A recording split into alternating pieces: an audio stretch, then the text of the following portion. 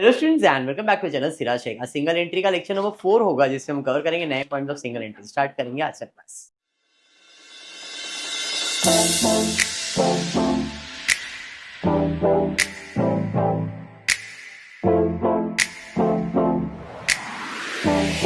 Previous lecture single entry क्या है, hope याद है सिंगल एंट्री कैसे सॉल्व करते हैं। बराबर। आज थोड़ा अपग्रेड करेंगे अपने आप को, कुछ नया सीखेंगे।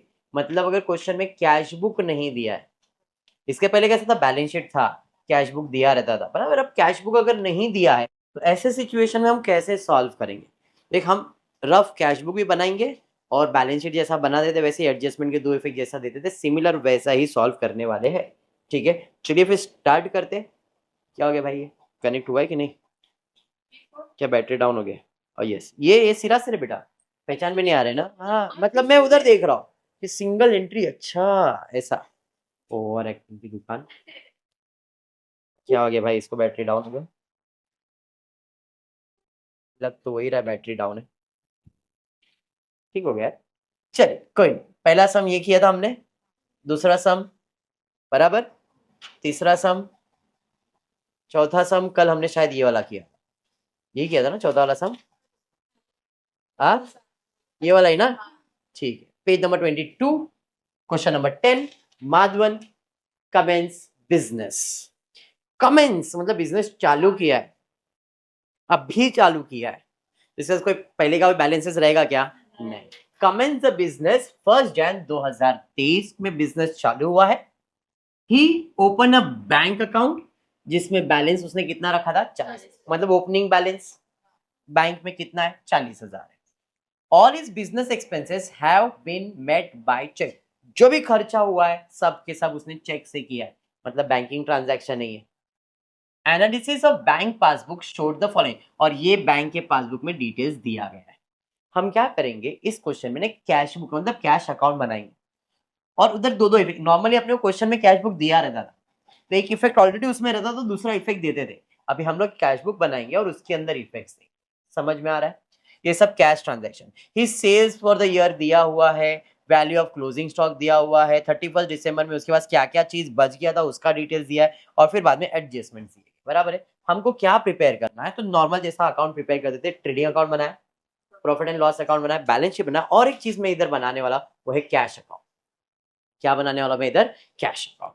ठीक है, पक्का। चलिए फिर स्टार्ट करते हैं। दिया है Mr. Madhavan commenced the business on 1st Jan 2023. He opened a bank account with rupees 40,000. All his business transaction expenses have been met by check. Businessman ने बिजनेस चालू किया और बैंक में कितना पैसा डिपॉजिट किया? 40,000। बोला है ना, जब भी कोई बिजनेसमैन बिजनेस में पैसा या पैसे की कीमत का सामान लाता है तो उसे अपन क्या कहते हैं? कैपिटल। 40,000 कहाँ जाएगा?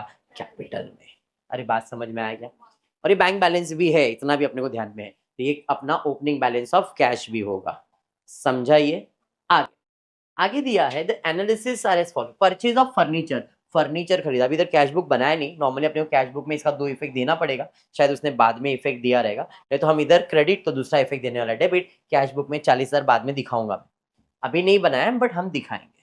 फर्नीचर परचेज किया, फर्नीचर परचेज किया तो पैसा जा रहा है कैश अकाउंट क्रेडिट, और फर्नीचर आपका असेट है इसलिए वहां पे डेबिट। यहाँ पे पर्टिकुलर पर्टिकुलर लिखा है, ये असेट्स और लायबिलिटीज, करेक्शन है वो थोड़ा सा।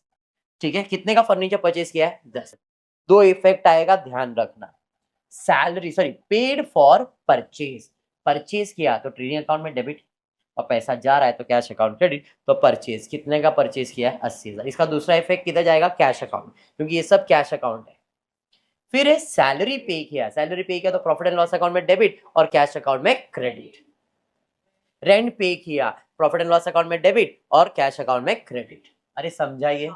फिर अदर ऑफिस एक्सपेंसेस पे किया, ऑफिस एक्सपेंसेस डेबिट और कैश अकाउंट क्रेडिट। अरे ये समझ में आ गया क्या? His sales for the year for 23 amounted to 1,16,000 which were for cash only, मतलब कैश सेल्स। इधर क्रेडिट और पैसा आ रहा है तो कैश अकाउंट डेबिट, इसका दूसरा इफेक्ट कैश अकाउंट। ये समझ में आया क्या? फिर the value of closing stock, trading account पे क्रेडिट साइड, बैलेंस शीट पे असेट साइड। दो इफेक्ट तो इसका इधर आ गया। फिर बैलेंसेस ऑन 31st, 31st मतलब क्लोजिंग में मेरे पास ड्यू फॉर परचेज, मतलब परचेज से कितना पैसा मिलने का बाकी है। ड्यू फॉर परचेज बोला है, मतलब जिससे आपने सामान खरीदा था उसको कितना देने का, मतलब ये मेरे क्रेडिटर्स हो गए। तो किधर चले जाएगा, क्रेडिटर्स में अकाउंट बनाया गया लोग ने, इधर डेबिट, दूसरा इफेक्ट देने का क्रेडिट 20,000, मतलब क्रेडिटर्स। अरे ड्यू फॉर परचेज मतलब परचेज से लेने का बाकी, मतलब परचेजर को पैसा देने का बाकी है। आपकी क्रेडिटर्स है, इधर हो गया क्रेडिट, दूसरा इफेक्ट देने का डेबिट। परचेज किया है तो उनको ऐड करूंगा अनरिकॉर्डेड परचेज, समझा। Similarly due for rent, rent देने का बाकी है, आउटस्टैंडिंग, आउटस्टैंडिंग ऐड, अभी सैलरी में ऐड किया, शायद सैलरी भी बाकी रहेगा, सैलरी में ऐड कर दिया, इधर rent, rent and taxes, salary लिखा है बट यहाँ पे क्या लिखोगे, रेंट। आउटस्टैंडिंग कितना 400, डेबिट पे ऐड किया डेबिट, दूसरा इफेक्ट देने का क्रेडिट, यहाँ पे रेंट वर्ड आ गया, वो सैलरी गलती से लिखा है, आप रेंट लिख देना, ठीक है, मैंने चेक नहीं किया तो जैसा है वैसे ही पढ़ा रहा हूँ। Rent prepaid, paid in advance, outstanding at prepaid less, वापस प्रीपेड सैलरी लिख दिया है, प्रीपेड रेंट 200 रुपए, और कहाँ चले जाएगा, प्रीपेड आपका असेट है, असेट साइड पे इफेक्ट दिया है कई लोग ने, नहीं दिया है क्या, हाँ प्रीपेड रेंट, ठीक है। आगे बढ़ते उसके बाद during the year Madhav took goods from stock costing ₹4,000 for his private use, private use मतलब ड्राइंग, क्या निकाला उसने, गुड्स निकाला है, गुड्स आ रहा है कि जा रहा है भाई, गुड्स जा रहा है, तो जा रहा है, और ड्राइंग में माइनस करें कितना, 4,000 है ना, 4,000, इधर 22,000 डाला हुआ है, 4,000, गलती गलती गलती, 4,000, 4,000 ही आएगा, बाद में वो अमाउंट शायद करेक्शन करवा देंगे।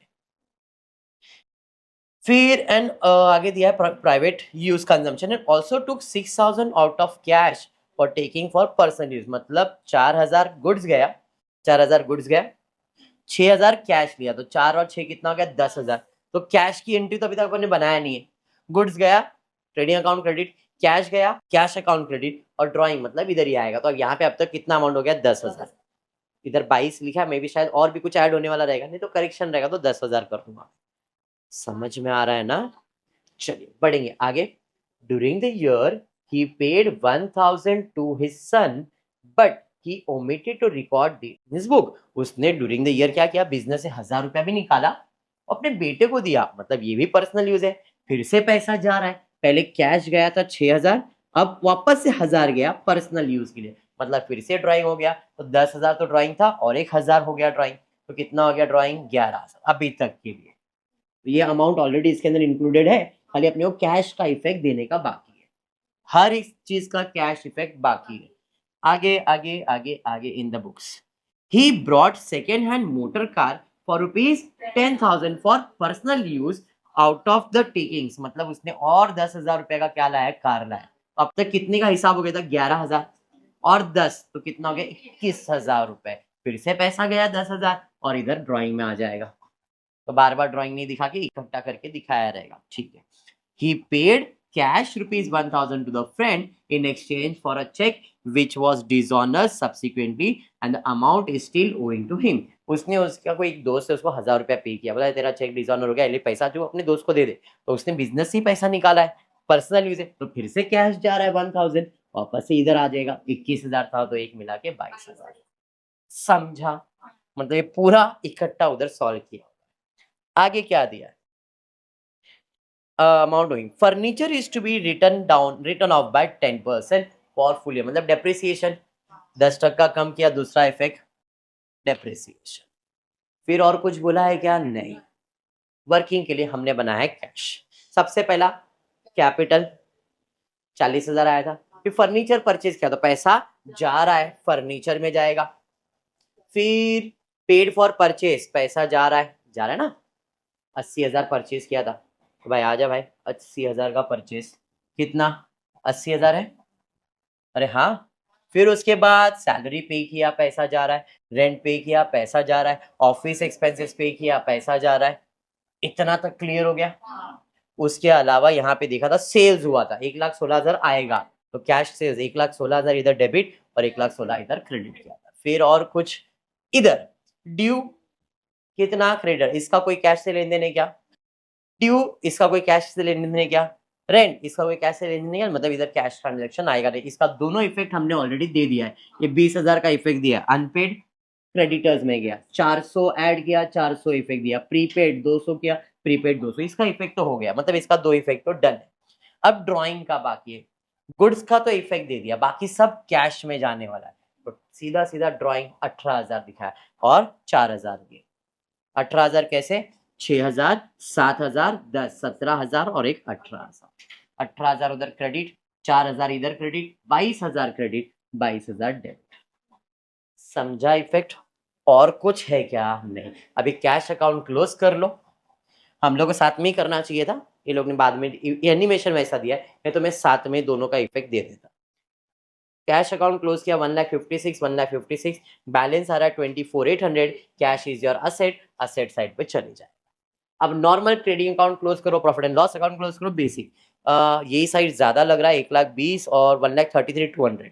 1,33,200 में से 1,00,000 माइनस 33,200 ग्रॉस प्रॉफिट, इधर डेबिट है तो ग्रॉस प्रॉफिट यहाँ पे आ जाएगा क्रेडिट।